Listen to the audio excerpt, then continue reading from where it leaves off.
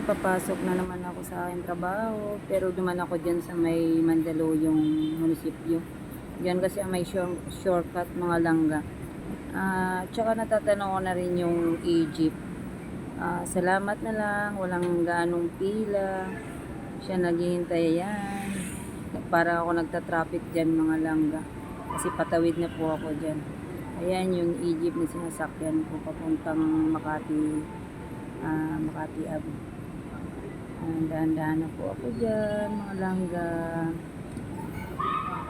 Good morning sa mga kapalawers ko. Ayan, papasok na naman ang langga nyo.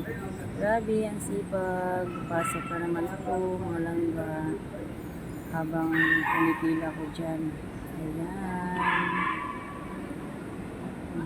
Dahan-dahan kasi sa isa naman kami nakakapasok dyan mga langga.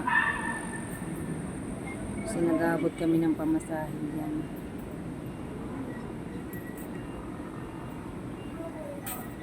Ayan, ako na ang umakyat dyan langga. Sa iyo, nagbayad na ako. Sige maya. Yun, hanap na ako ng maupuan dyan. Ayan, nakaupo na ako langga.